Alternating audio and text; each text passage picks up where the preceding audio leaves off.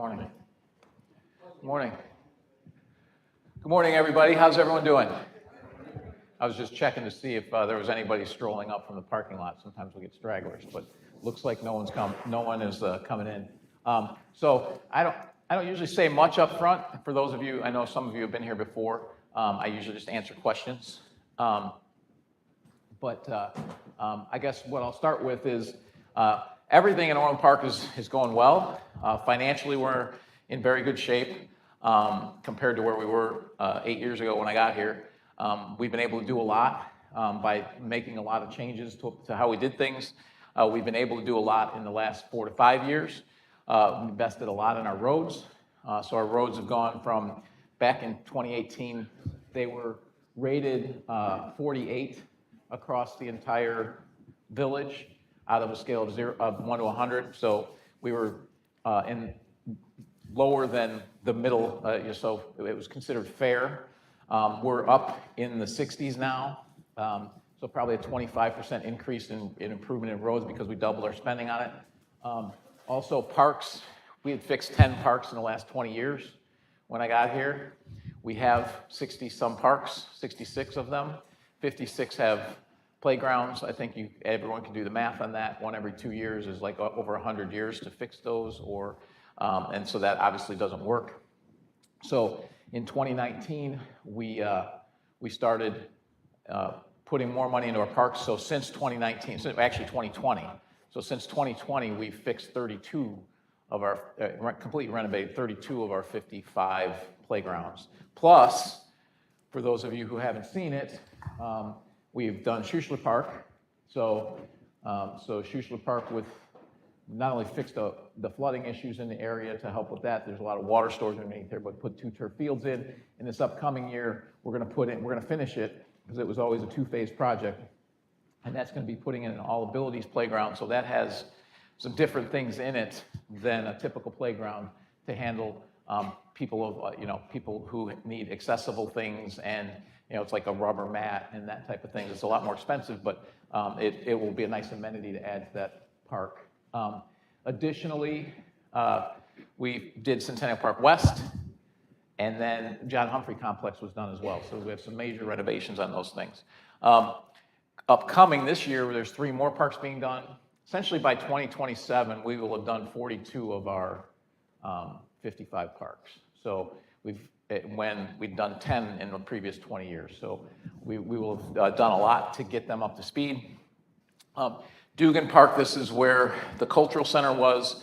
We'll have a basketball court here, playground, but it's going to be 10 pickleball courts, and they'll be lighted. So you'll have a lighted pickleball court, and it's a good location for that because it's buffered with this berm. As people know, people complain about pickleball being loud, so it's buffered, and it's also away from the houses, so it's in the back corner there. So, and additionally, we'll still have a field here. We'll still have a baseball field here, and those will eventually get restored as well. So, on a public safety front, people generally ask about that. We're doing fantastic. Last 6 years, we've been tracking index crimes for 31 years. The last 6 years are the lowest 6 years of those 31. Even in light of everything that's going on around us. That's not to say we're not busy. That's not to say it's not the same Orland Park that was 50 years ago where I left my doors open, okay, at the house. It's not that anymore. But, it's a different environment everywhere throughout the country as far as that goes. But crime is way down. We're the lowest violent crimes for towns over 50,000 in Illinois for like 5 straight years. If you look at, there was a company that basically tracked and looked at the biggest 360 suburbs in the United States.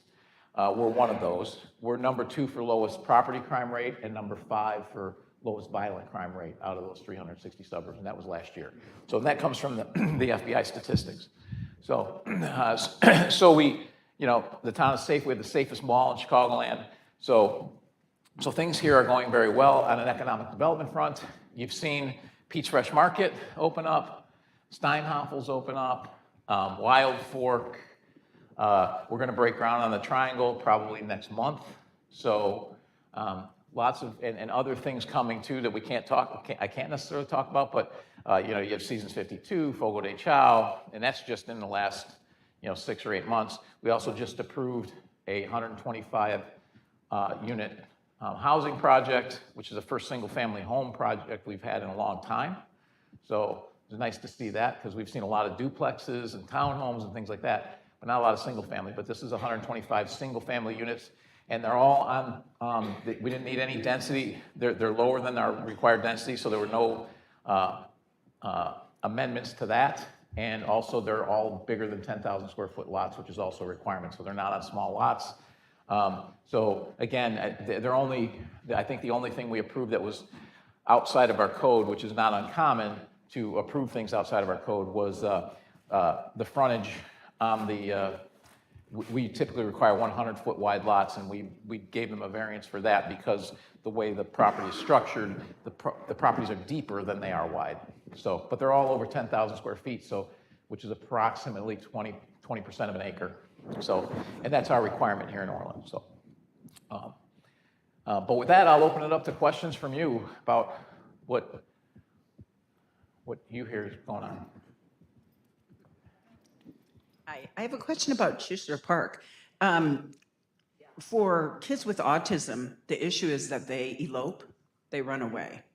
And I'm wondering, is there a place where it's going to be secure, where the kids won't run away? 'Cause I thought that was... So we don't put fences around our parks. We assume that people who have a child with autism are going to be watching the children with autism. Well, you do watch them. So, yeah, so, Waiting for you to say, please stop. but, yeah, so there's no plan to fence that area at this time.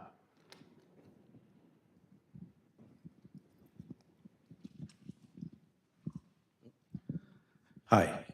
So just 2 questions.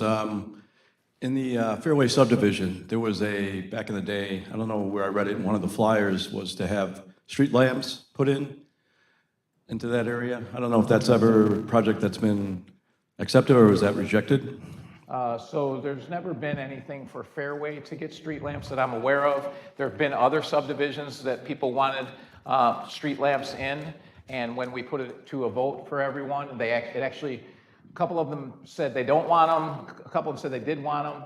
Then when they said they did want them, we started to engineer it and show them where the lights would go and where the electric would go, and that it would go through their yards, and because that's what we'd have to do. And then they all said they didn't want them. So essentially, all the places that don't have street lamps now, there's seemingly no interest in, from the residents, sorry. There's no interest from the residents in those areas to have it when it actually comes down to it.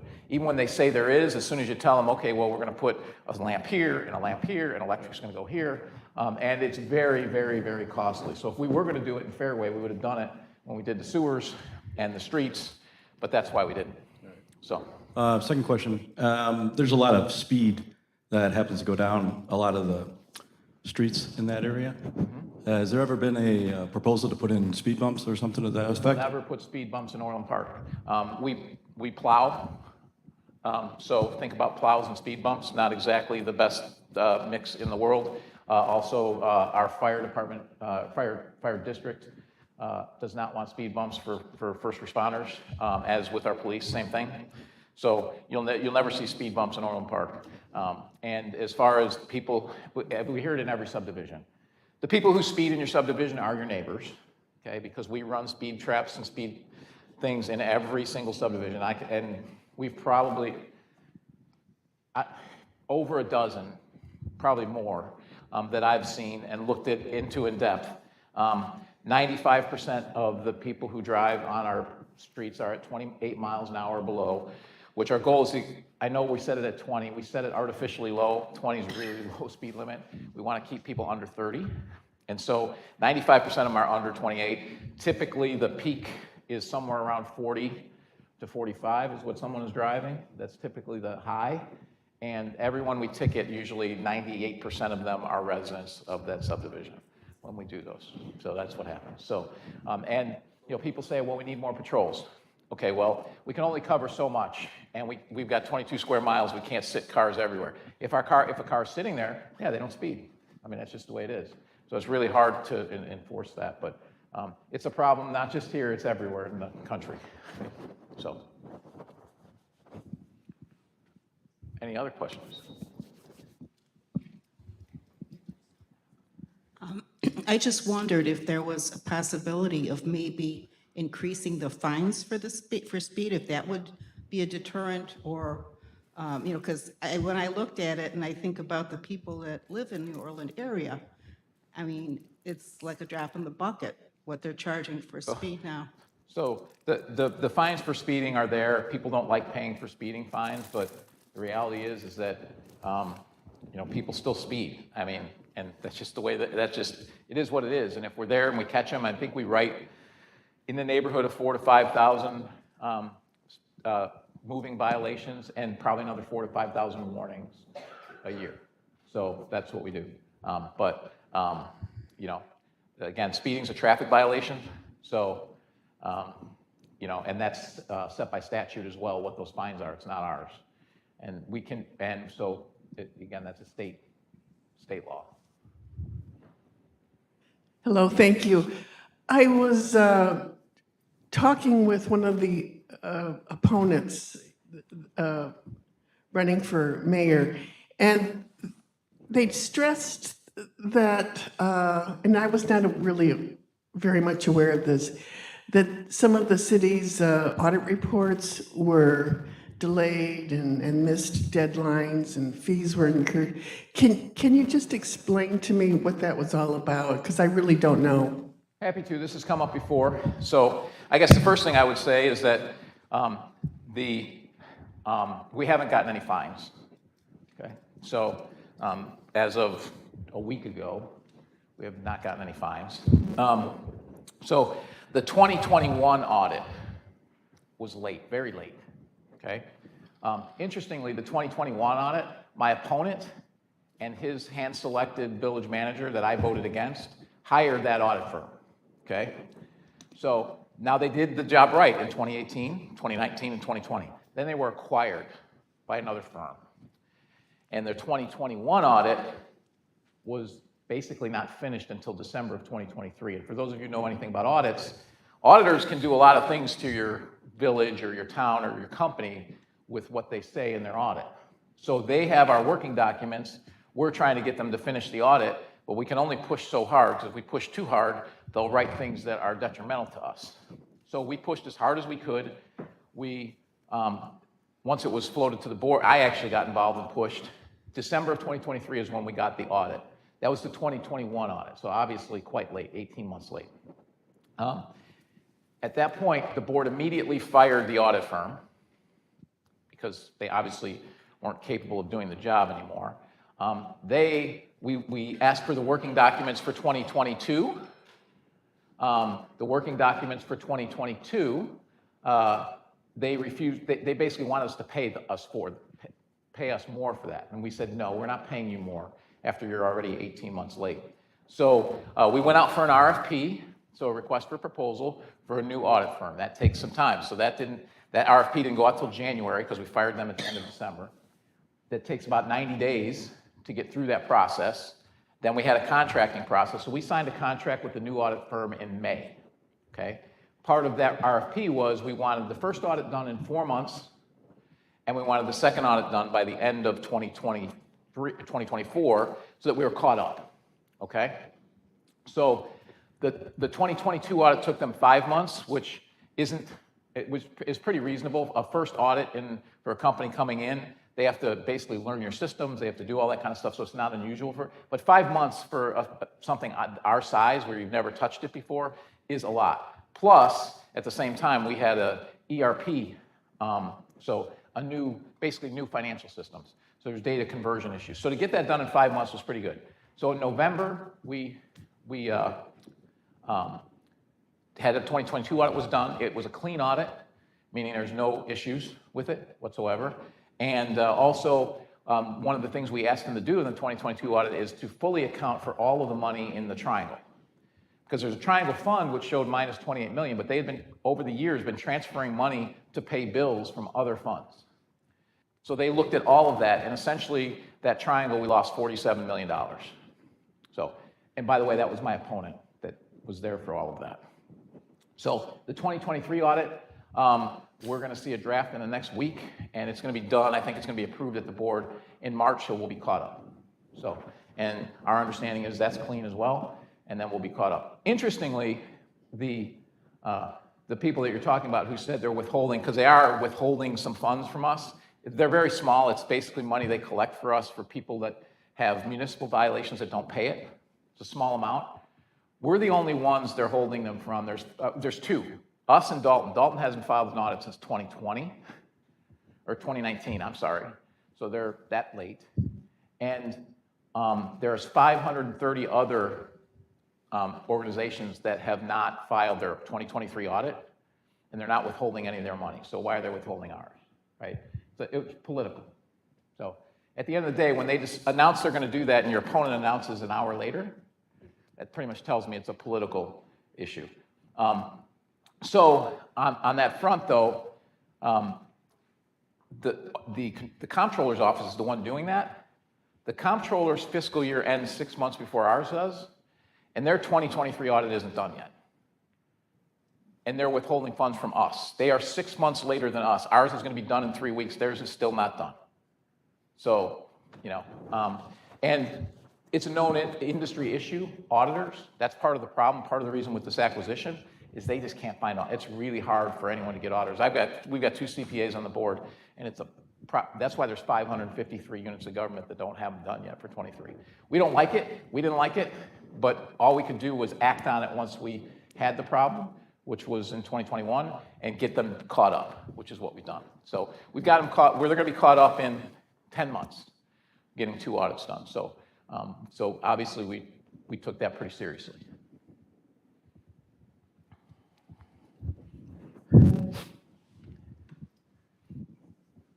Good morning. Can you address the proposed zoning changes for 171st and Wolf Road for the former school bus lot? So that is unincorporated Cook County. It is not the Village of Orland Park. Can you pull that area up on Google? And 171st and Wolf. So it used to be the school, it used to be a K Brothers fence, and then it was a school bus thing. It's basically a parking lot now. So that whole area along Wolf Road, yeah, you can see it right in the middle there is, you know, I can zoom in just a little bit. There you go. Right in the middle, right below the cursor, that's the parcel he's talking about where all the parking lot there is. That basically, that whole area from almost the top of the screen to the right of Wolf Road, all the way down is unincorporated, except for the El Cortez restaurant. That's the only thing that the village has. In the middle of that area, that's all floodway, okay?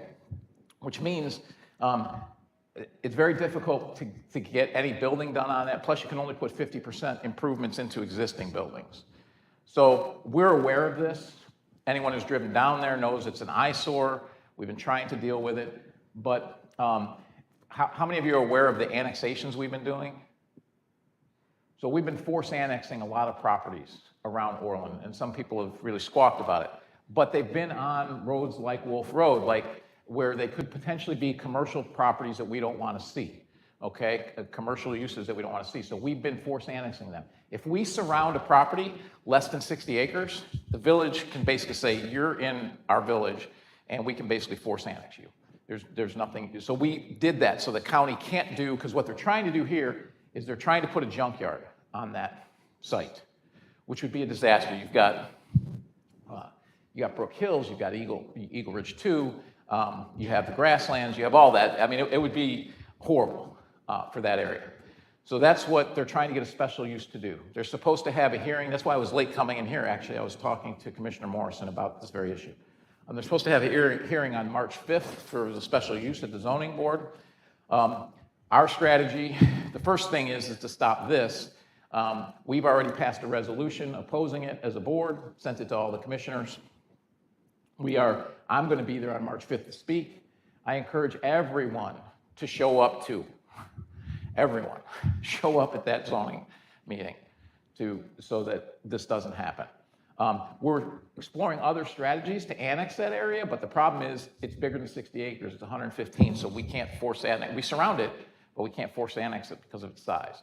So we're looking at some other strategies. We have applied for federal grants. There are federal grants that will allow us to purchase floodway properties and restore them to native wetlands. In our long-term planning, that's what we call for this area, is for it to be open space, because it's not really buildable. So that's what we're trying to do. We're doing everything we can to stop it. For those people who live in Brook Hills, live in Eagle Ridge, live in the grasslands, you're probably going to get a letter in the next week from me that tells you about that hearing and encourages you to show up to that hearing. So again, we're doing everything we can to stop it. Yeah, thank you, and I appreciate that. And I have been, because I live on Consola Drive, which is just north of that area, and I've made some complaints to Cook County, unincorporated, and they've been very responsive. They've had a stop work order on that. There's a house to the north. The yellow house, yeah, they're in court on the yellow house. Yeah. We're in court on El Cortez, because they did work without a permit, and so there's a lot of stuff going on there, and the court proceedings take a long, long time, like years sometimes. I mean, we have someone we've been in court with here on Beacon that's been fixing his house for 25 years. They were in court before I became mayor. We're still in court on it, trying to get them to finish the stuff that was permitted the first time before getting a new permit, and then the court orders us to issue him another permit. It's like he hasn't finished the work he started, right? So it's the Cook County courts, but so we're very aware of this, and believe me, we've been strategizing for quite some time. How are we going to get? Ideally, we'd like to incorporate this whole area so Cook County has no control over it, because just to the south of that, Will County changed zoning from R1 to I2, and there's a bunch of trucks. So south of 183rd on a Will County piece, and it was over our objections and Mokina's objections. So we know what can happen. Yeah, and for anyone who's familiar with the City of Chicago impound lot at Lower Wacker Drive, you know, bulletproof glass, cars in and out 24 hours a day, security guards. I mean, that would be a disaster if a place like that lands in we agree. Orland Park. Yeah, We agree. yeah. And I contacted your zoning department just actually a couple days ago when I became aware of it. And I have to say they've been very responsive, so We've appreciate sent our that. protest letter in, we've passed a resolution opposing it that we've sent. I'm going to show up and speak. Commissioner Morrison's 100% on our side on this, but as you know, he's like 1 versus 15 on his board, so who knows where they're going to be at on this. But yeah, we're trying. Thank you.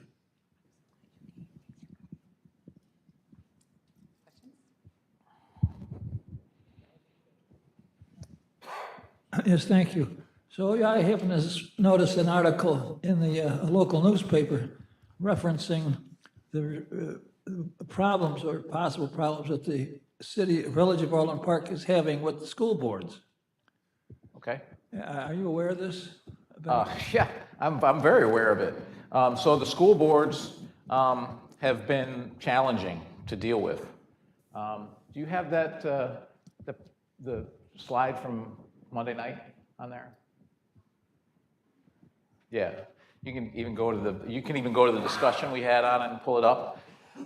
So going back some time ago, so we have the TIF in the triangle. I already told you it lost $47 million. We've been going back to 2020 trying to figure out how exactly are we going to make this work. Back in 2020 timeframe, it looked like the way to make this work was to extend the TIF for an extra 12 years, which needs the school boards to sign off. Pretty much we can set up a TIF without the school boards, but to extend it, you need the school boards to sign off on it. So what we proposed to the school boards at that time is we said, there's only one taxing. I've discussed, TIFs are really complicated, But the bottom line is, what a TIF does is it sets the property, when it's first started, it sets the property tax at its current level, and all the taxing bodies get that amount of property tax. Any new property tax gets put into that development to do the infrastructure, okay? So the idea of a TIF is to start building right away, right? Well, predecessor made all kinds of mistakes with the previous TIF. So they didn't start building, first off, they didn't have control of the property. They used the money to buy out businesses. Some of them got good deals, the ones people liked, that they liked. The ones they didn't like got crappy deals. And so now you're in the hole. We didn't actually build anything on that property until 10 years into the TIF. That was the apartments. We put $64 million of the money up for that, which is also ridiculous. So then we built a parking deck, which gets no tax revenue because it's the villages, and a non-for-profit, which also has no property tax revenue, okay? So what we offered to the schools is we said, we will take the stuff that exists out of the current TIF, which means you will start getting the new property tax of $97.50. It would have been worth approximately a little over $2 million to each school district, okay? At the same time, we had some other things that we had going on, so we offered them, and so what we wanted in exchange was for them to extend the TIF for 12 years. So we'd redo the boundaries, extend the TIF for 12 years. So that's what we wanted in exchange. Additionally, we offered to give them the cultural center, which needed about $6 million in repairs, but they spent $17 million expanding their schools instead. They decided not to take that. Okay, fine. We also offered John Humphrey Complex, which is right behind us over here. The south part of that is school property. So we offered to redo those like those fields and add a soccer field for them because they've gotten interscholastic soccer. And it would have cost the village $3 million. What we asked in exchange was for an intergovernmental agreement that we've had in place for 40 years, but they've been in 5-year increments. We said, we want that a 25-year agreement. If we're gonna spend $3 million, we don't want you saying we can't use the fields anymore. Because the agreement is, we maintain the fields, we fertilize the fields, we cut the fields, we do everything. We clean up the fields, we schedule the fields. Schools get first dibs because it's their property. We schedule all the other times. So we just wanted that extended. That was basically the offer. They said no. Actually, they said nothing. So those are what the fields would look like, okay? So that was June of 2021. So December of 2022 rolls around, and the economics of the new project was very clear that that proposal really wasn't going to work. 12-year extension wasn't going to get the job done. But we'd had this offer on the table for 18 months. So I sent a letter to the school board saying, listen, economics have changed. We're not going to be able to do this. But because we've had this offer on the table for 18 months, we will give you to the end of the year to accept the offer, just in good faith. They said they need more time because the boards aren't going to meet. We gave them until February. Okay? Now, the reason the number up here, so you can see it was worth, in June of 2021, worth $5.7 million to District 135, $2.1 million to District 230. The reason that number went down in December of 2022 is because you lost 2 years of that being pulled out. So their delay cost them, so it's then $4 million and $1.4 million is what it was worth to them. They said no. So we kept moving forward with our project, and we said, okay, the only way we can get this project done now is to do, go back to that page. The only way we can get this project done is to basically shrink the current TIF and keep it in place, okay, with only the 3 buildings in it, and create a new TIF, which is 23 years long, which the schools can't stop us from doing that. So we said, this is what we're going to do. And actually, the schools voted in October. Actually, they motioned to approve it, and then they abstained from the vote, but those 2 things were approved. But back in April of 2024, or excuse me, back in February of 2024, the schools came back. Now, mind you, they turned down 5.7, 4, a total of what? 7.8 million and 5.4 million, and they threatened to sue us for $600,000. I'm like, you're going to sue, taxpayers are going to sue taxpayers for $600,000 when you turn down millions. This makes no sense to me whatsoever. So we said in April 2024, said, listen, in response to their lawsuits, like, you can't stop this TIF. number one, but we'll still do the fields for you. What I didn't mention is we're also acquiring land for them behind Park School, okay? They never sued because they would lose, and their lawsuit is based on an agreement they had in 2007 with the previous administration, which is illegal. It basically says they get paid out first from any surpluses in the TIF. Well, first off, that's illegal because that would be cutting off the fire district and everything else, so it's not allowable. But secondly, I just told you we lost $47 million. There's no surplus, okay? So we offered that in April of 2024. They rejected it. Then in October of 2024, we said, listen, we have other TIFs we want to do, okay? You can't stop any of them, but we'd like you just to agree that you're not going to try to because it's 6 months of litigation and all of that. So we basically made an offer to them, and there's one TIF, the one at Andrew Corporation, that we need to extend, and so we need them to agree to. So we said, in light of that, we'll offer you $150,000 each a year for 5 years. We'll still do these fields, okay? We'll still get you the property behind Park School. And what we want is we want you to not, any of the new TIFs, the other TIFs are already done, so they're done. But any of the proposed new TIFs, they're not a done deal yet, but if they do come up, that you won't oppose them, and that the Andrew TIF, we need a 12-year extension. Here's why we need a 12-year extension. It needs cleanup because of the chemicals from the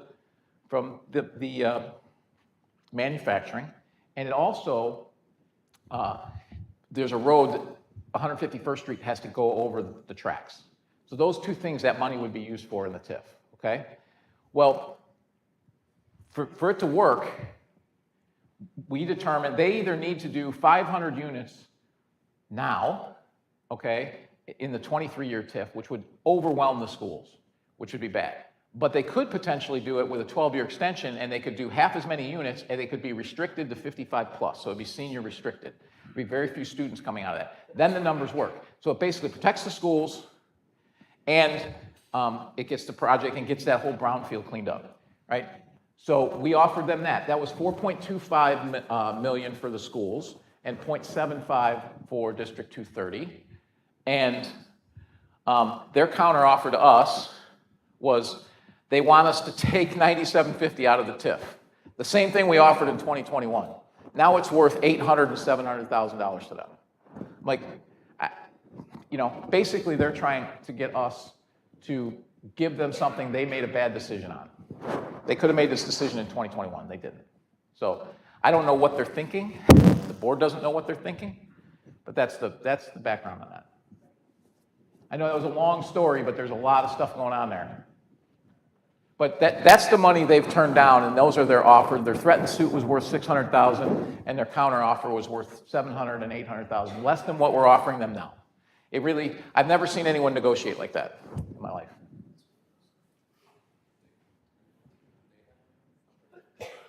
What's that? Do they have a new administration? No. The board president of District 135 is the wife of my opponent. So, wonder how long he's been planning on running. Since they've been doing this since 2021. So, take that for what it's worth. You guys can make your own interpretation. So, but hopefully we'll have a new board and we'll be able to get something worked out. We basically took our offer off the table the other night. Said we're done. We'll talk after the elections.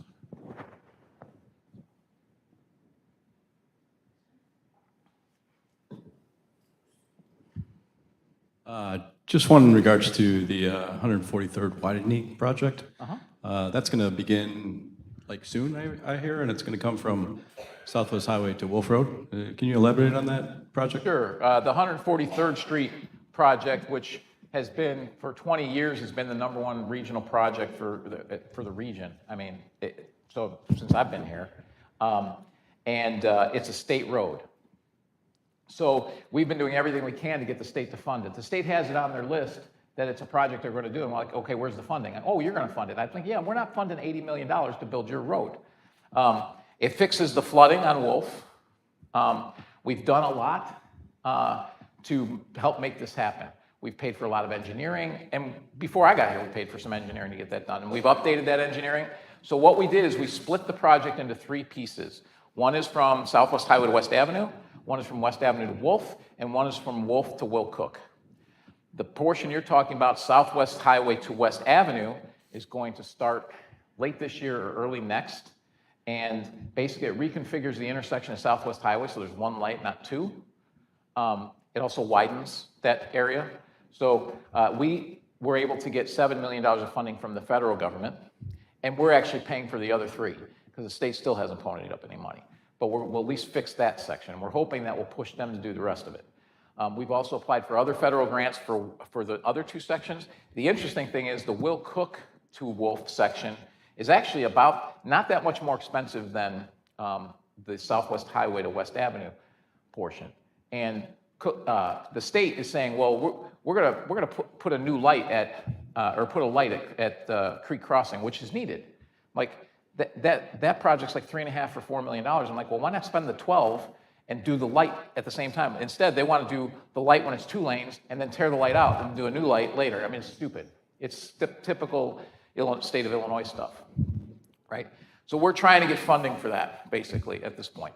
But we are going to start the section that you're talking about, and that will be done, that will start next year. So I'm guessing it goes till 2027 is how long that project will go. But that'll take care of that project. Will the businesses then be moved, or, because that's become a 4-lane highway? The businesses aren't going to be, the stuff to the south aren't going to be impacted. The land acquisition is to the north. Yep. Okay, thanks. So, and if you think about it, that in that section, it's already 3 lanes wide too. It's not 2 lanes wide like other sections of Wolf. But the real expensive section is West Avenue to Wolf, because it's all swamp. So they need a lot of land bridges there. So, but we have pretty much all the land acquisition done for Wolf to Will Cook, and it's ready to go. So it truly is a shovel-ready project if we could get the money.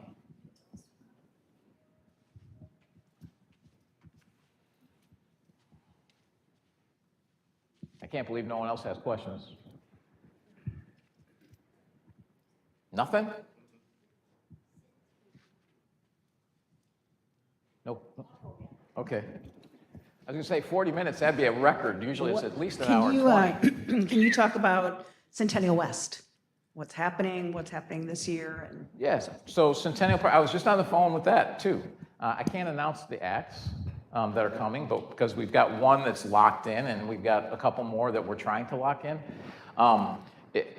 Getting acts in the Chicagoland area is a challenge because they have radius clauses in these things. So if someone plays in Milwaukee, they can't play here. Okay, so it's the most competitive music market in the country, according to all these folks. So it's a challenge. So, but we've, the board agreed to up our budget a little bit on it so that we could draw a little bit better talent. Improvements at Centennial Park West, obviously last year was the first year. So one of the things we think we need is so we've already budgeted for 2 video boards on the sides. So that will be in place. We have market on the park is changing because it's not really much of a market. So I think staff came up with an idea, which I thought was a good one. So on Thursday nights, we have 8 different Thursday nights that'll be different themes. So one will be an Elvis night, one is gonna be a farmer's market night. But because the farmers don't come, right? But if you get one night, maybe they will, right? So that's the goal. Another one will be a food truck night. So we've got a series of different kinds of theme nights for Thursday nights. Then we are still planning on 3 concerts, but it could actually go up to 5 because of some of the people we're talking to and their dates and their times. We want to make sure we have something in June, July, and August, but some of the acts we're talking to, they're not open in June, so we may do something simple in June, and but that's kind of what we're looking at right now. But that hopefully will be announced in the next few weeks, or that's my hope. I'd like to get it announced because the sooner we announce it, the sooner we can start selling tickets to it. And of course, the Taste of Oro is still there as well. So, and we haven't announced that yet either, but those I think are all locked in. So those will all when we finally get the concerts locked in, then we'll announce them. So, but. I'm going to follow up, piggyback on Kim's. I'm in the neighborhood. And actually, you were the very first person that I met when I moved in 8 years ago. Okay.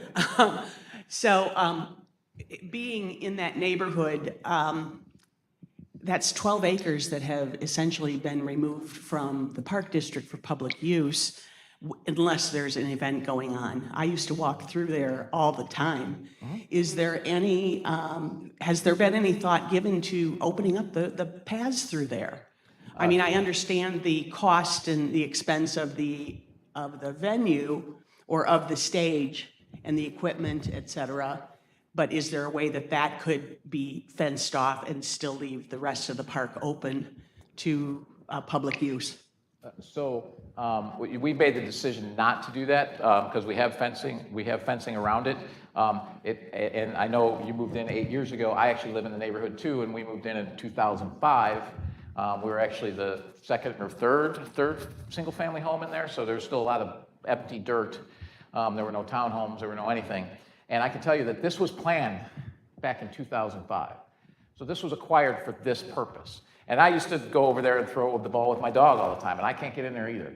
So it's just, it has actually been built for what it was acquired for and the intended use all along. And that's been intended for 20 years. So at this particular juncture, we need to keep it secure. We need to keep the stage secure.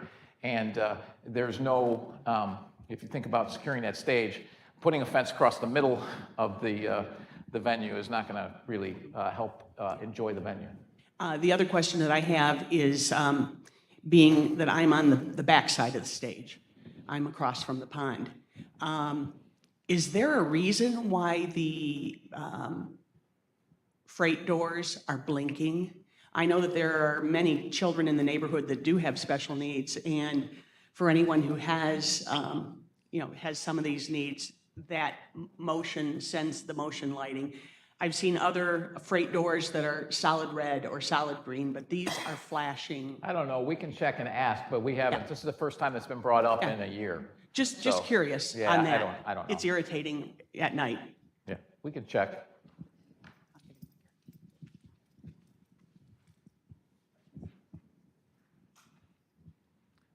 No questions about police or parks or roads? Taxes. What about taxes? Taxes going up. So we lowered our property tax levy for the second year in a row. So, our property tax levy is, it's not a lot lower, but it's 2% lower than what it was when I became mayor. So. When you take an effective $400 or whatever needs to get it out. Okay, so you're talking about the rebates. Here's we didn't get $400 back. I think it was a $150 check we got. So here's the interesting thing about tax rebates, which I found out when I got here. They borrowed money every year to give you a tax rebate. Borrowed 38, we got $38 million in tax rebates, all borrowed. With interest, that's $59 million. So they borrowed on your credit card to give you, it's dumb, and guess when you got the check? Do you remember when you got the check? Third week of March, right before elections. So they were buying your vote with our money. So now, when I tell you we lost $47 million on the triangle, and $58 million for your rebates between the borrowing and the taxes, it's $105 million. You know how much unfunded capital we had when we did the capital plan? $110 million. Our roads and our parks wouldn't be in this condition if we'd have put the money to that. Personally, I would much rather not got the $150 check and had our roads and parks and all that taken care of, but that's why. But so we've looked, but the property tax, the levy, the way the levy works is it's a pie. And so the pie basically is slightly smaller than what it was when we got here. And then it gets divvied out based on your percentage of your ownership. Now what the assessor has done is he basically transferred that burden to homeowners and away from businesses. Business assessments went down 14%, homeowners went up 18% in the south and southwest suburbs. So it shifted everything over. But, so Orland Park, when I got here, we were about 7% of your tax bill. Now we're just north of 5%. So we're trying to drive that below 5%. But we're 5% of the tax bill. Schools. Sales tax, so our sales taxes, we have 1.25% home rule sales tax. So on top of the county and everything else. So we're at 10 1/4. So we added a 0.5% sales tax because we looked at that $110 million of unfunded capital and the $110 million of debt, and we're like, we can't pay for it all. We can't pay for the capital projects and pay for the debt. So what gives?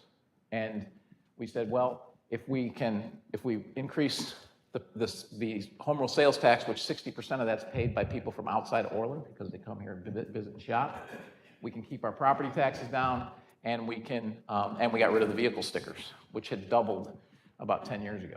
So we got rid of the vehicle stickers tax. So we tried to balance it a little bit by keeping property taxes down and all that, and shifting some of the burden to people from outside of Orland to pay for all those needs.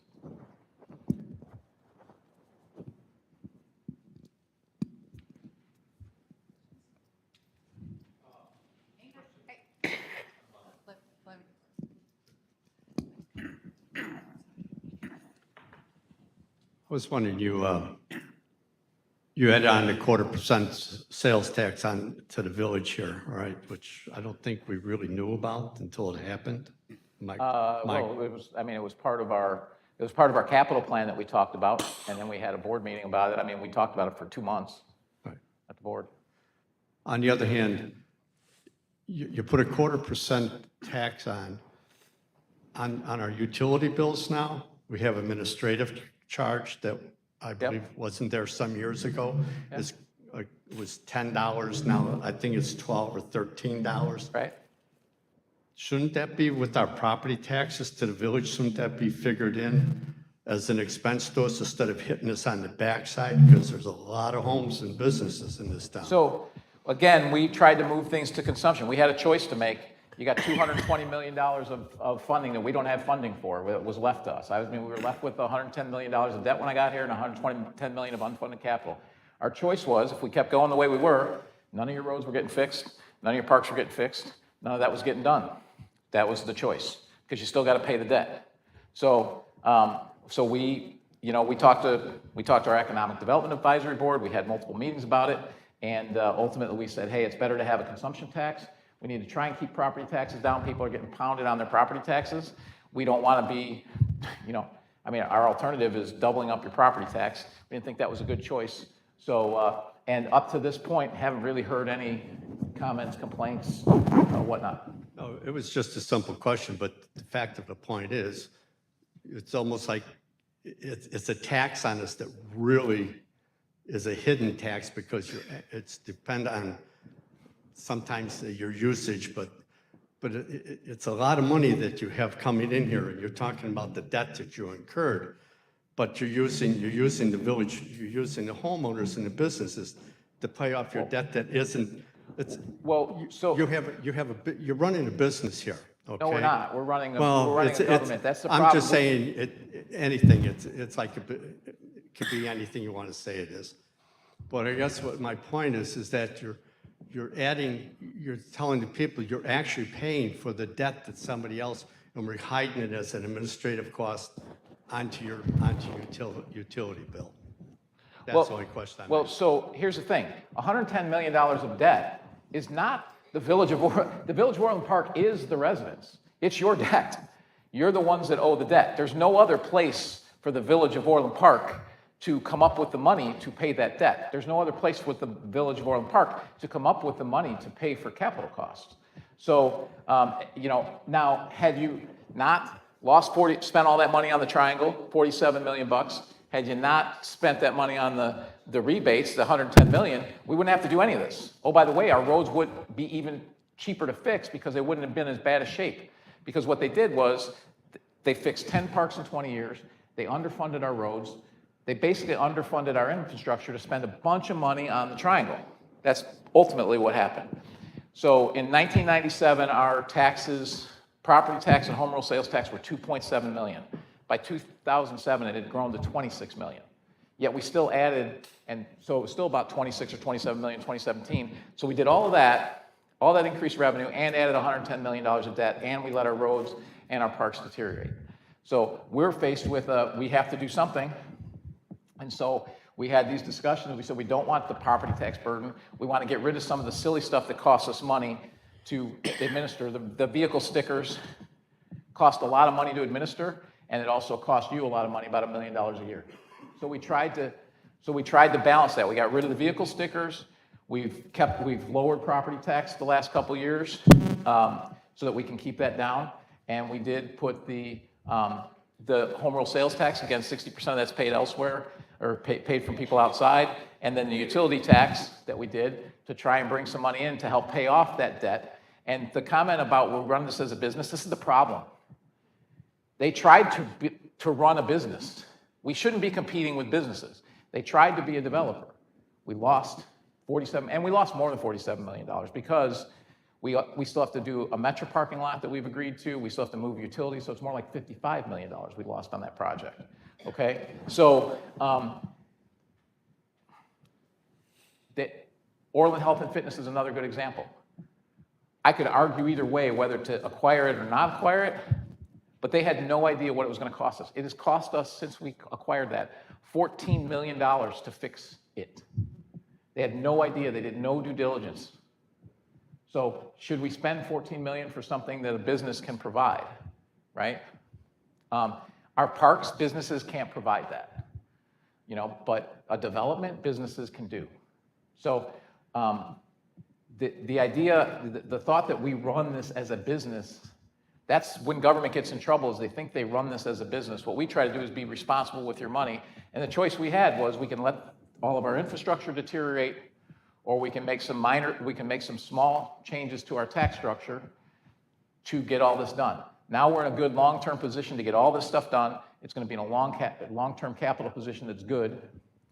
And ideally, future boards, I won't be here because I've term limited myself, but ideally, future boards will be able to do things like they should be able to reduce property tax and keep it coming down. That would be the goal, but that's where we're at.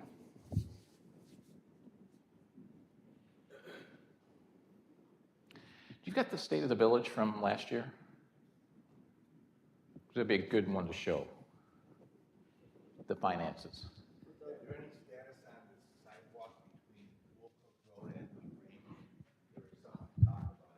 A sidewalk? I have from Wilcook Road to LaGrange. Well, there's a path on 159th that goes, so there's a complete street, so there's a path all the way down. 167th Street, there is a bike path going in at 167th. It's not all the way to Wilcook Road, though. So, but yes, there is a bike path going in on 167th. Probably.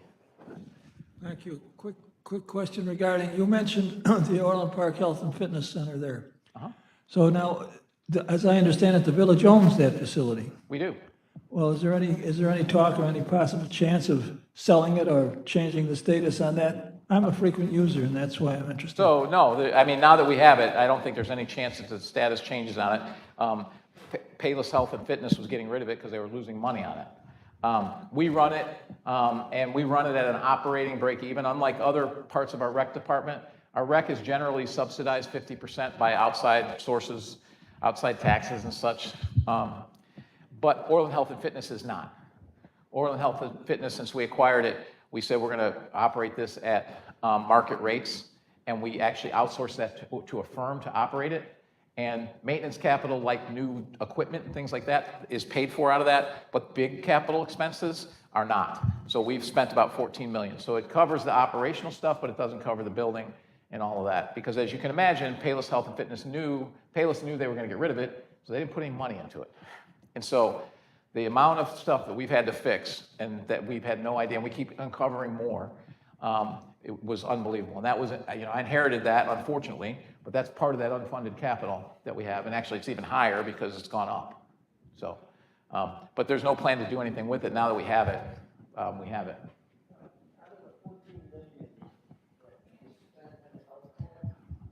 Can you go to the finance section? What are two of the biggest projects?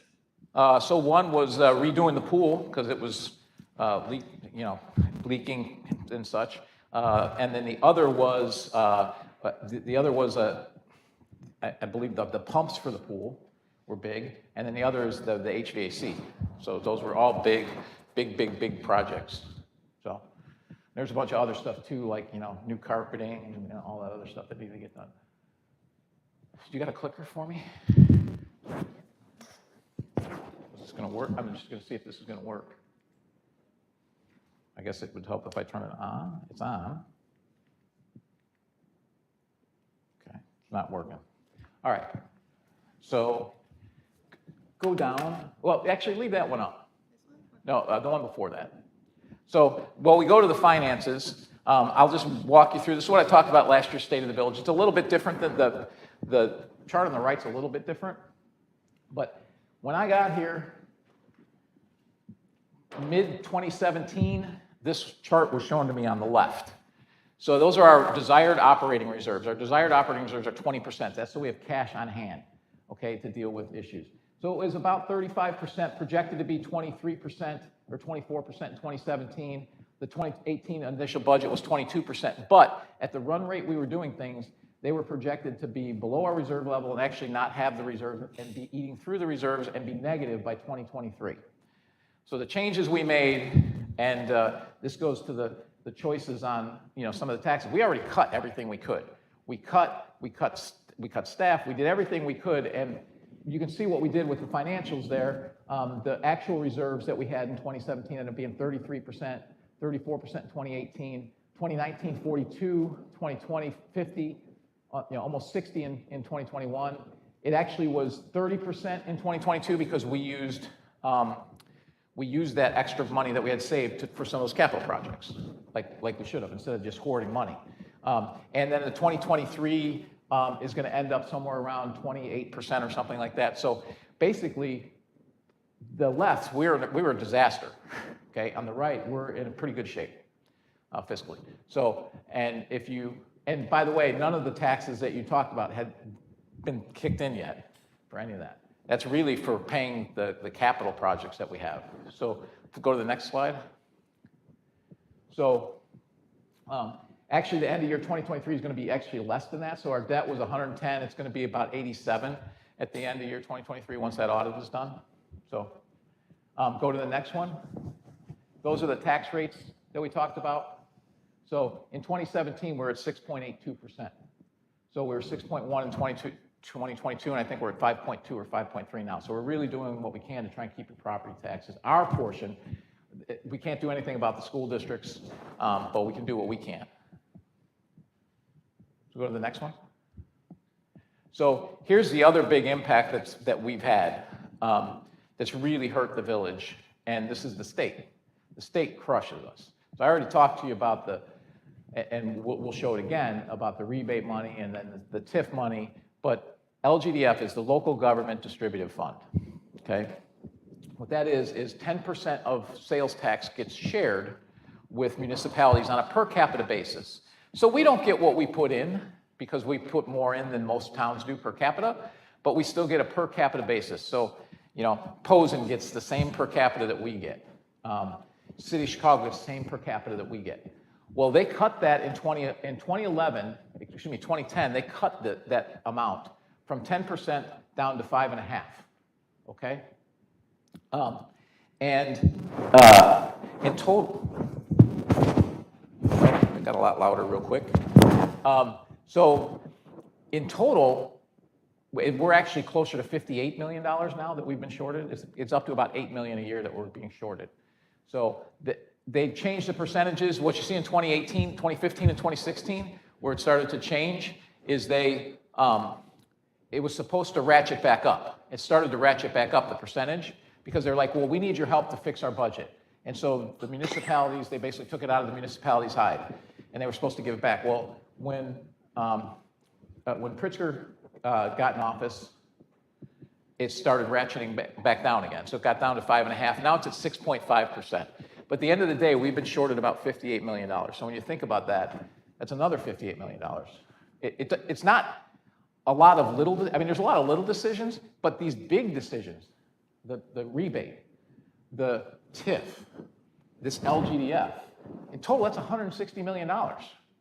We could be cutting taxes if we had, but where we had income sources for 40 years, gone, okay? ARPA is another example. So when you remember the COVID and the Recovery Act, okay? 47 communities were under a different funding formula because of our size and other reasons, but basically our size. So Orland was one of those 47. Everyone else in the state, besides those 47, the other 1,300 towns got $136 per person in ARPA. We got 86. City of Chicago got 695. Our congressman voted for that, and basically they said that the people of Chicago are worth 8 times more than the people of Orland Park. I mean, that's the simplest way to put it. So we got shorted there too. So we keep getting, shorted on stuff. So go to the next slide.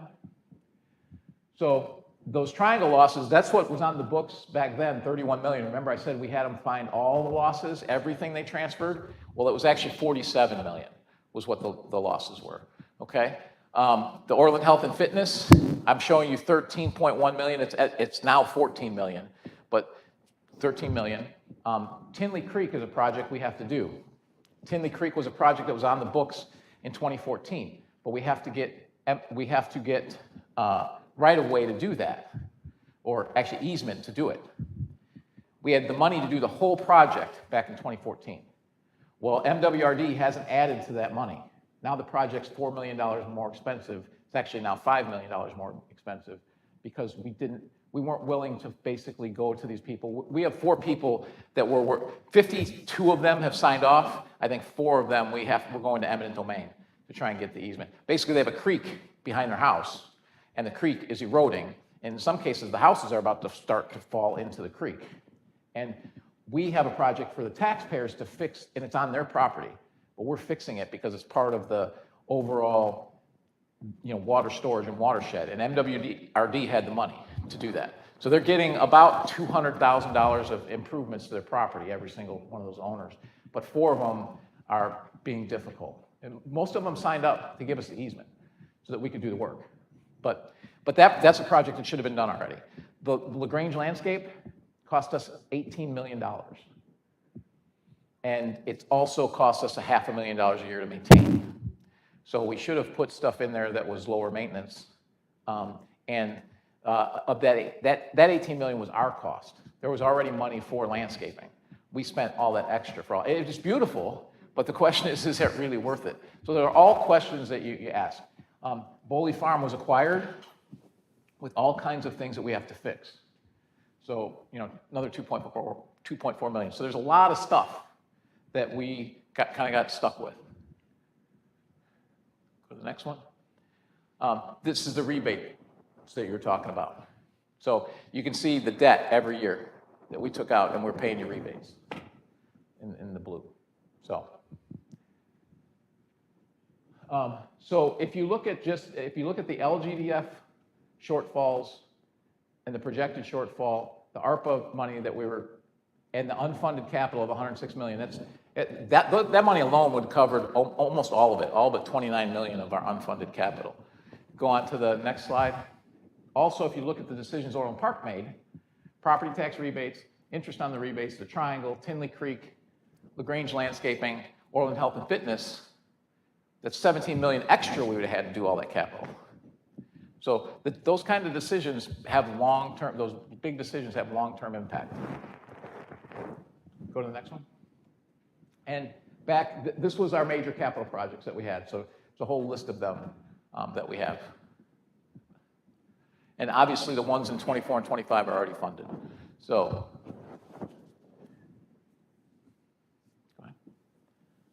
here's the other thing that we've done that has really helped.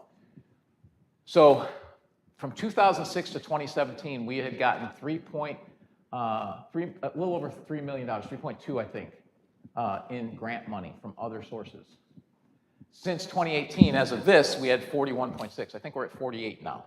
So we're getting money from other sources to use for our capital projects that aren't coming out of, they're not coming out of the Village of Orland Park funds. So that's, our engineering department's done a great job at really focusing on getting that money from elsewhere. So a good example of that is the Southwest Highways getting $7 million from the feds to do that. Go on to the next one. These are the projects, most of these are already started, so you know about them. There you go. So, but that was from the State of the Village last year, so on the finance side.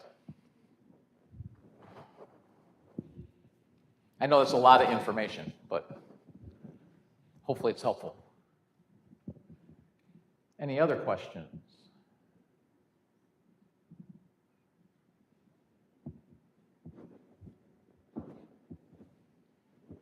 Thank you for your transparency. Oh, you're welcome. You're welcome.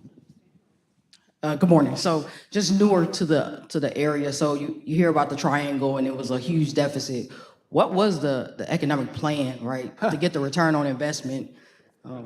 I'm sure you've been asked that multiple times. Well, it wasn't my plan, so I actually have some, I actually uncovered an op-ed that I wrote in 2011 as a citizen about this, about the triangle, and then also emails from that time frame as well when they went to the apartment. But do you want to show a picture of the triangle? You know where the triangle is? All right, we'll show you a picture of the triangle.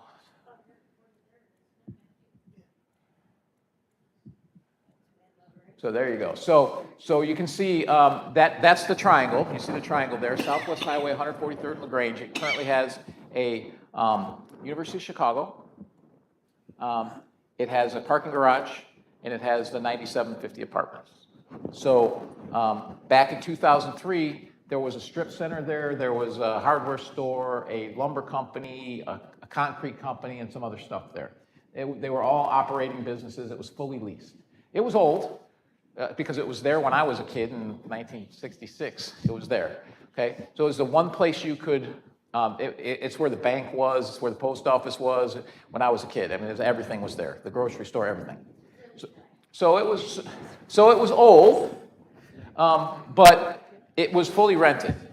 And that administration felt like we should acquire all that land and turn it into a walkable downtown. And because we need a downtown. And like, well, the problem is, it's not very big, so it really can't be much of a walkable downtown anyways, but so in 2000, so they basically borrowed a bunch of money, they bought out businesses. The businesses that were friendly to them got really sweetheart deals. The ones that weren't, they threatened the eminent domain to force them to sell, okay? They finally acquired everything by about 2010. Well, I told you how TIFs work, you just lost 7 years of taxable increment on that. They've never had a plan, ever. There was never a plan. It was like on a napkin. There was never a plan. There was never anything. Then they went out to the marketplace to try and have the market say, what would you do here? No one came back. One parcel, it was the apartments. And then the village ponied up $64 million of the $65 million to get them to build the apartments, which is crazy to take a risk like that on apartments. So then flash forward to about 2015, nothing else had gone in there because the whole reason for the apartment, so now everything else is going to want to come. Well, that hadn't happened. And so then University of Chicago was looking to go to 2 other places, and the village undercut those deals to put them in that location. It's a non-for-profit, provides no property tax. So if your TIF is based on property taxes to pay for the infrastructure, it's a disaster to put a non-for-profit in there. So, and they gave them it was a land lease of $750,000, which the village gets for 25 years. The problem with that is the taxes on that building would be about $1.6 million. So they're getting it for less than half, and after 25 years, they'll own it, and we'll never get property taxes on it. So flash forward to now, and also, University of Chicago has right of refusal of any project that's there, so you can't add any medical. And 9750, the builders of that had a right of refusal until 2022. So we couldn't get anything done. And so now we have a project. Do you have a picture of the project now? Oh, we can show the video. Since people don't have questions, that way we'll eat up a little bit of time. But there's a video here of what the new project is that's going there. And it also explains TIFs. Work is well underway between the Village of Orland Park and Edwards Realty. And this is going to break ground in March. Finalize the details of downtown Orland Park with the goal of breaking ground sometime this fall. If you recall, in 2004, the Village of Orland Park undertook undertook an ambitious effort to develop an area that meets the village's long-standing vision of creating a pedestrian-friendly downtown environment for Orland Park. Having invested approximately $150 million into the Triangle in public-private partnerships, public investments, private investments, land acquisition, and roadway intersection improvements, the project remains incomplete. Seeking to finally bring home the village's long-standing vision for the area, at the May 2nd, 2022 Village Board meeting, the Village Board approved the conceptual master development plan for downtown Orland Park. Downtown Orland Park contains 9.15 acres of undeveloped land in the Main Street Triangle between 143rd Street and LaGrange Road. This area is currently a TIF district. What is a TIF? TIF, or tax increment financing, is an economic development tool used to boost economic growth and create jobs by allowing developers to pursue developments that they normally wouldn't if they had to fund the projects on their own. TIF districts are created for 3 reasons. Number 1, the local government does not have the funds needed to revitalize the property. Number 2, developers are hesitant to invest because redevelopment costs would exceed property values. And number 3, without action, the surrounding areas are at risk of decay and an eroding tax base. Once the TIF is approved, the annual property tax increases in the district are frozen at their current level. The increment above the frozen level is then used to pay off the financing over time. The development will increase the property value within the TIF district, and once completed, create additional tax revenue for the community. That was the additional plan, retail but sold they didn't from the have a real plan, estate actually. can increase the that's it. sales tax revenue from the community as well. For example, the current assessed value of all properties within the proposed downtown Orland Park TIF district is $0. When the TIF district expires in 23 years, the new assessed value of the property will be approximately $45 million. TIF doesn't pull money from schools or any other taxing body. All other taxing bodies are entitled to the tax revenue they were receiving before the creation of the TIF district, and schools and other taxing bodies will receive the benefit of the tax revenue after the TIF district expires. Without the TIF district, the assessed value of all properties within the proposed downtown Orland Park TIF district will remain $0. Remember, TIF is not a new tax. Now that that's out of the way, in order to continue development in and around the TIF district at the Main Street Triangle, the village must do 2 things.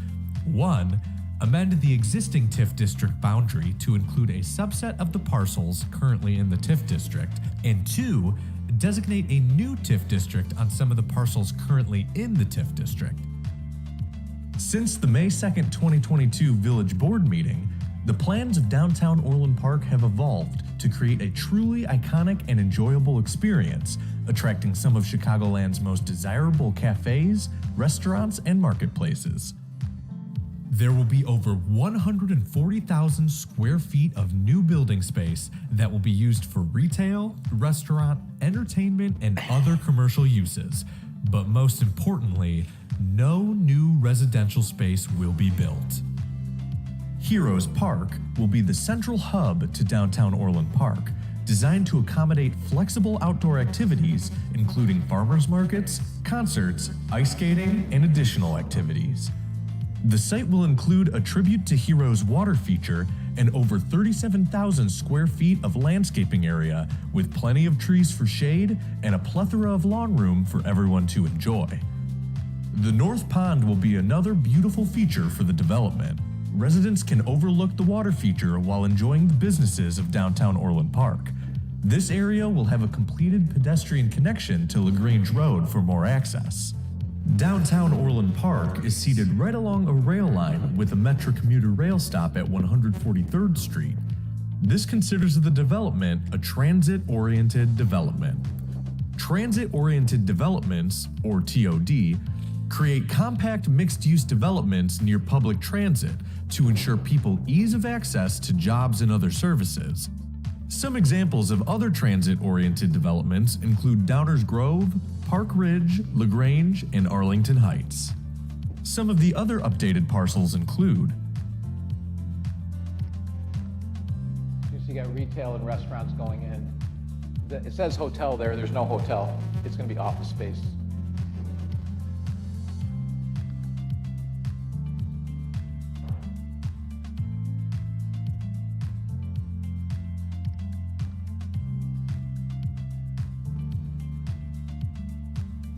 The current two options of the site plan for downtown Orland Park utilize over 1,450 total parking spaces for the development. According to an independent parking study done on July 16, 2024, this amount of total parking spots will exceed the required amount during peak projected times for parking needs in both site plan options. With the expansion of Heroes Park from the previous Crescent Park parcel, a traffic study needed to be done to determine how traffic would flow throughout the downtown Orland Park area. According to an independent study done on July 22, 2024, with the modifications to Crescent Circle Drive, Jefferson Avenue, in addition of a pickup and drop-off area on the north side of 142nd Street, and new access drives serving parcels A, B, and C, the intersections that provide access to downtown Orland Park will accommodate development-generated traffic without impacting internal intersection operations. In addition, the internal intersections within the site are projected to operate efficiently and will not impact the access intersection operations. The site will also continue to provide adequate accommodations for pedestrians. The total development cost of this project, including improvements, is approximately $80,500,000. The TIF Increment Fund will fund approximately $33 million of this cost. Of that, about $10 million will be used for utility relocation and the construction of Heroes Park. Additionally, the village will be dividing up its bonds for financial security. As development reaches a set of standards, more money will be released. In order to ensure long-term maintenance of downtown Orland Park, the village will also establish a special service area for the entire property. Special service areas, or SSAs for short, are local tax districts that fund expanded services and programs through a localized property tax levy within that tax district. Revenue generated by the downtown Orland Park SSA could be used for a number of things, including the following.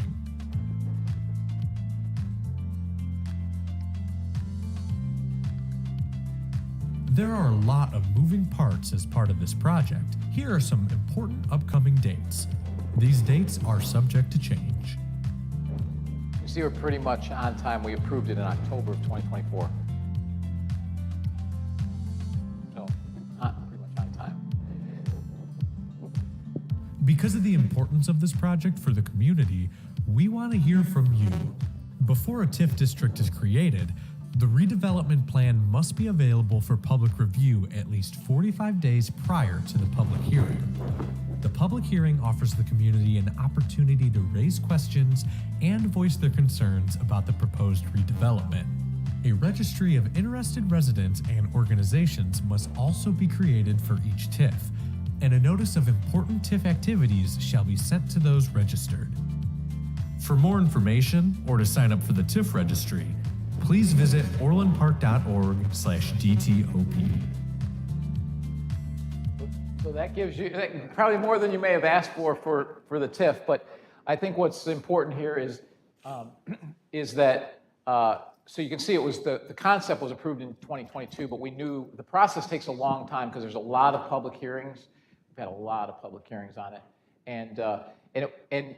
What we know from, the failure of the current TIF plus successful TIFs is what's important is that you kind of approve the TIF and then you start developing because you want the buildings built so you're generating that increment right away, which was a failure in the last TIF for sure. The other thing is by not adding any residential, we don't have to pay anything. Any students that come out of there have to be paid for by law to the schools, so we won't have any of that. Plus, it's not adding more apartments that we don't really need and adding something. Our thing to the developer was two things. It was, we want no more residential, and we want something that all the people of Orland Park can enjoy, not just the people who live right there. And you talk about walkable downtown. That literally, that area it's a half a block long. I mean, there's just not that much. But that doesn't mean it can't be nice. And right now, there's plans for restaurants. And I think, based on my knowledge, I think in 2 to 3 weeks, there's going to be some announcements on actual leases and construction. And their plan is actually, it's 4 phases, and their plan to be done with construction by 2026. So that's the plan. I think the announcements will be exciting. We can't make them yet. That RDA agreement that was, they approved back in October, they've still been dotting I's and crossing T's. But I think we're just about there. I think next week it's going to get signed. And so once that happens, then we can make those announcements. But again, we waited until, we want to do the construction as quickly as possible after you approve the TIF, and that's what we're doing here. Hi, I'm wondering how the parcel has been, designed. It seems like there's a lot of park space and less space for small businesses that could generate revenue. So I'm just wondering how that came into vision. Well, so again, it's how much can we absorb, right? We already have 12 million square feet of retail. Okay, it's really hard to absorb more retail. Now, aside from the Sears location, taking that out of it, we only have a 4% vacancy right now. Oh, that would be my assistant.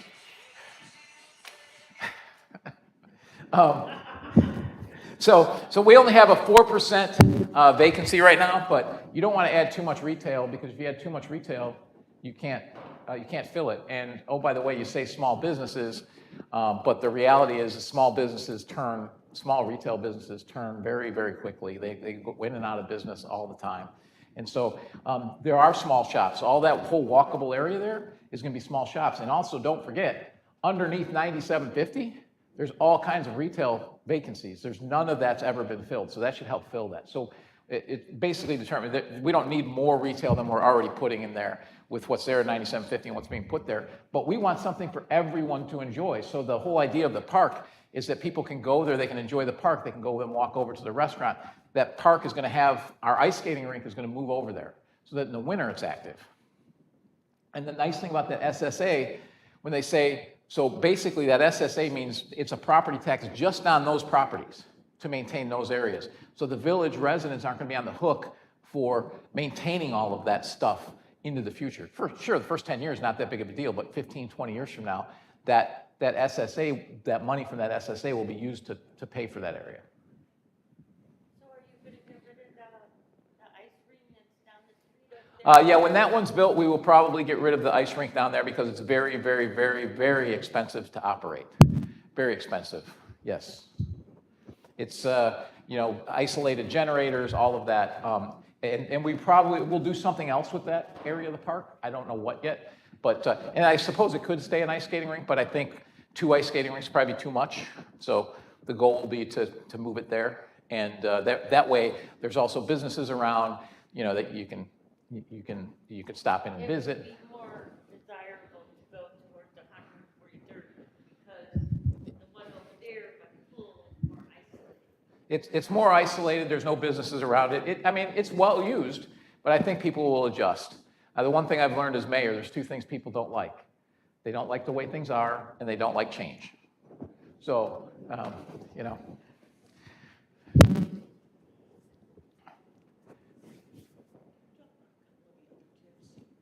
Oh, so the question was about the other TIFs. So the other TIFs don't exist yet, and you saw that long process, all those hearings. All that would have to happen for any other TIF. But the ones that are being considered right now, and we actually have an escrow from the developer, and they're paying for all of our costs associated with analyzing it. One at 143rd and John Humphrey, so the old Terry's Lincoln Mercury site. And the reason we would do that TIF, so we just don't do TIFs on developments just for fun. The reason we would do that is John Humphrey and 143rd intersection, we're starting to rebuild this year. It's an $11 million project, okay? A lot, so back to capital funding, right? $11 million project. By the way, it's been on the books since 2012, but it never got done. And what it was we accepted jurisdictional transfer of 143rd from the state. They widened the road. Well, they used styrofoam as their land bridge, which has failed. So, but now we're on the hook. So it's a $12 million project. We can use the TIF money, because it's against that intersection, to pay for that. So that's why we're doing it. It's not really to help the developer so much as it is to pay for our infrastructure. The next one we talked about was Andrew Corporation. Obviously, we're helping the developer there because it's got $9 million of cleanup if you bring it to a residential standard. So it's not extremely dirty as things go, but there's a couple pockets where, it's it's a World War II manufacturing facility. So there's some stuff in the ground that needs to be cleaned up. It's clean to a commercial standard, so commercial buildings could go there, but they want to put residential, so it needs more cleanup. So, and that's probably the highest best use is residential for that area. So if we can make that happen, it would be great to get that done. And again, if we do the senior restricted, it would be a 55 plus. It's not going to crush our schools. They'll get a few students out of that, but not very many. The other one is 159th and LaGrange. This is probably the closest to happening. So that's the PD's 2 site. And the reason we would do a TIF there is because if you think of the Costco Road and it turns, and you think of the bridal shop, LaGrange Road, you may have wondered why that is so wide, that entrance. Well, that, right by Juicy Seafood there, why that entrance is so wide, because it's already built as an intersection. All we have to do is put a light on there. And so Ravinia is supposed to connect, and the light. That TIF would be used to pay for that road construction and that light. So there's real infrastructure needs that if we can do via the TIF, we don't have to do via property tax and a lot of other things. So we'd rather do it that way. Probably the last thing, and it's not currently, it hasn't been discussed, there's no escrow, but we would definitely do it, and I'm certain it will be a TIF when it comes down, is the Sears redevelopment. And the reason we would do a TIF there is if you think of, can you pull up the mall? See that sea of parking there to the south of Sears? The giant sea of parking. Well, the problem is when that was built, it was under the requirements for stormwater of 1974. Well, the stormwater requirements have changed. There is no stormwater storage capability around the whole mall, which is why it's very difficult for any outlots to be redeveloped and that type of thing, because they have to store on site. We would do a TIF to basically turn an area of that parking lot into a large pond. One, it would beautify the parking lot, break it up. Obviously, we're going to make it look a lot nicer. If you've seen the Von Mauer parking lot, it looks a lot nicer than the other parking lots. It would be something like that. And so we would do the TIF to do that infrastructure, to offset those costs. Because it's really not fair to ask the developer to pay for those costs when you're really doing it to help all the future development around the area. So that's why we would do one there. And actually, I think I'm optimistic that we're going to get a new buyer of that we're very excited about. So very optimistic that that's going to happen.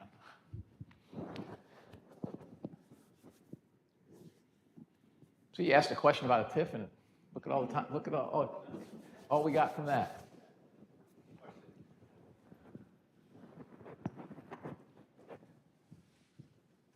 You were talking about the triangle and the train and so forth. If RTA changes their format and consolidates all 3 branches, how do you feel that's going to affect Orland Park with transportation? And bus service also. You have Harlem Avenue, you have LaGrange. That's basically the only 2. So we're going to fight consolidation like it's nobody's business, because really Metra and PACE are financially okay. It's CTA that's broke. And so they want to merge it to basically shove all of CTA's debt onto suburbs, is what they want to do. So we're going to fight that. That's not to say Metra and PACE don't have their problems, but the CTA, it's this high of a problem for them. It's this high of a problem for CTA, and they're trying to basically jam it, because essentially we would immediately become on the hook for all of CTA's debt, the residents of the suburbs. So, I still think they're still struggling with COVID and return to work and all that to figure out usage. There were plans before COVID to expand express trains here, and actually the CREATE project is getting done so that you can do express trains, and eventually it'll go into LaSalle Street Station instead of Union Station, and it'll allow for more express trains. So that capability is going to be there. The question is ridership going to be there? Because ridership is still way down. Many questions, but if I could try and. Yeah.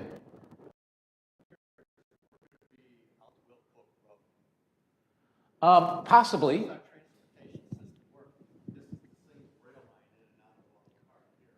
Yeah.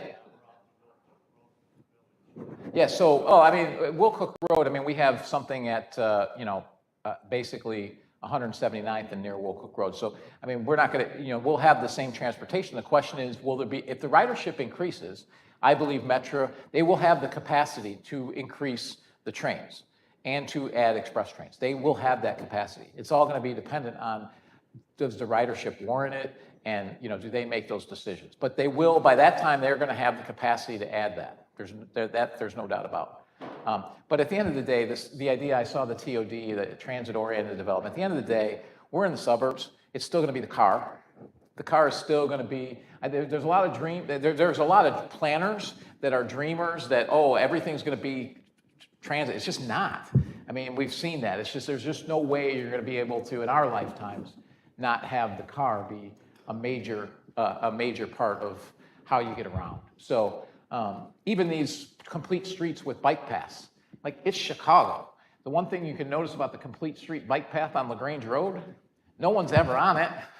I mean, maybe you use the bike path to get to wherever you're biking, but generally speaking, people aren't riding their bikes to go get groceries, not in the suburbs, because you can't carry them, right?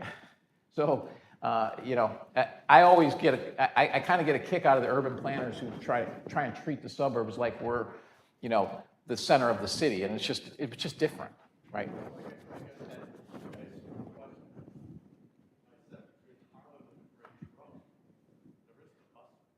There is. No, you've got bus service down 159th. You got bus service down LaGrange. But we don't have bus service inside of by our homes. No.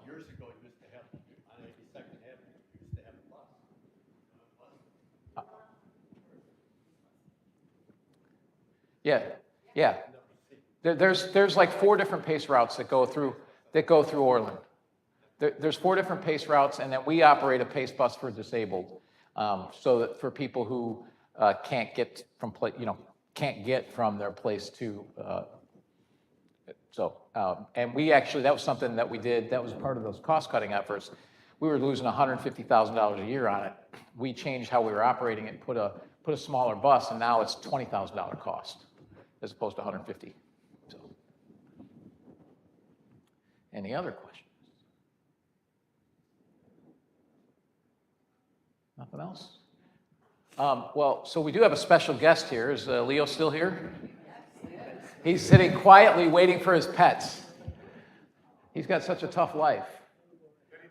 So Leo is our service animal, and Rich's voice is messed up, so he can't talk that much. But he's a comfort animal. He consoles victims.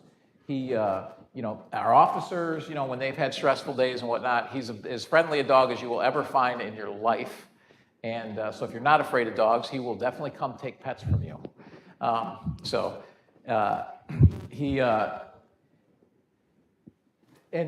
And thanks to Rich is his handler and takes care of him. Rich does a lot of work with the 100 Club, which is for fallen officers, and fallen fire also, right? Both. So fallen first responders. And Leo has been in a lot of these, and Rich has been in a lot of these, and I want how many? 7. And many times they end up there for a lot more than just because he provides so much comfort. So, Leo's trained to do that. Kudos to Rich, because that's a lot of emotion to be dealing with as a handler and a human being, to having to deal with that. Kudos to Rich for giving, so much to go do all of that. But feel free to walk him around there, Rich.